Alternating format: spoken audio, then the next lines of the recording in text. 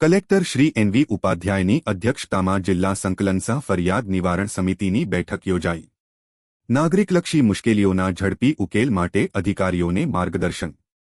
ગીર સોમનાથ જિલ્લાના સેવા સદન ઇણાજ ખાતે જિલ્લા કલેક્ટર શ્રી એનવી ઉપાધ્યાયની અધ્યક્ષતામાં જિલ્લા સંકલન સહ ફરિયાદ નિવારણ સમિતિની બેઠક યોજાઈ હતી.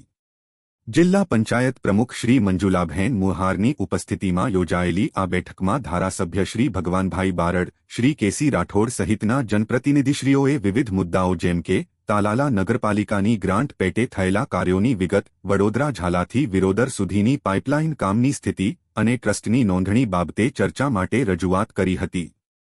કલેક્ટરશ્રીએ સંબંધિત વિભાગોના અધિકારીઓ સાથે ચર્ચા કરી દરેક મુદ્દે સમયમર્યાદામાં પ્રત્યુત્તર આપવાની અને જરૂરી કાર્યવાહી પૂર્ણ કરવાની સ્પષ્ટ સૂચનાઓ આપી હતી. અગાઉના પડતર મુદ્દાઓની સમીક્ષા દરમિયાન કલેક્ટરશ્રીએ તાકીદ કરી હતી કે વિકાસ કાર્યોમાં વિલંબ ન થાય તે માટે વિભાગો વચ્ચે પૂરતું સંકલન જાળવવું જરૂરી છે. કલેક્ટરશ્રીએ કિસાન સૂર્યોદય યોજના હેઠળ મંજૂર થયેલા સબસ્ટેશનના વાંધા પ્રમાણપત્ર, સીસી આધારિત ફાળવેલી બસોના બિલની ચૂકવણી, સરકારી વાહનોના સ્ક્રેપિંગ તેમજ અન્ય વહીવટી મુદ્દાઓ અંગે માર્ગદર્શન આપ્યું હતું. તેમણે અધિકારીઓને નાગરિકોની ફરિયાદો પ્રત્યે સંવેદનશીલ રહી ત્વરિત ઉકેલ લાવવાની સૂચના આપી હતી. સાથે જ સરકારની અમલવારી, સરકારી મિલકતની રેવન્યુ રેકોર્ડમાં નોંધણી, સીએમ ડેશબોર્ડ મોનિટરિંગ તથા આંગણવાડી ટાઇપ ડિઝાઇન અંગે પણ ચર્ચા કરી હતી.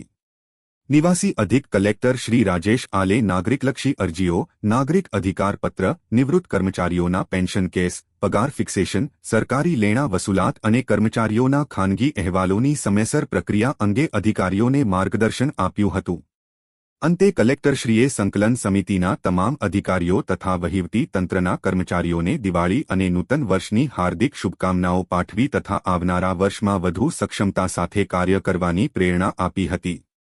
આ બેઠકમાં જિલ્લા વિકાસ અધિકારી શ્રી સ્નેહલ ભાપકર, જિલ્લા ગ્રામ વિકાસ એજન્સીના નિયામક શ્રી યોગેશ જોશી, પ્રાંત અધિકારી શ્રી વિનોદ જોશી, કે.આર. પરમાર તેમજ ખેતીવાડી, પીજીવીસીએલ, શિક્ષણ, જેટકો, માર્ગ અને મકાન, સિંચાઈ સહિતના વિભાગોના અધિકારીશ્રીઓ તથા કર્મચારીઓ ઉપસ્થિત રહ્યા હતા.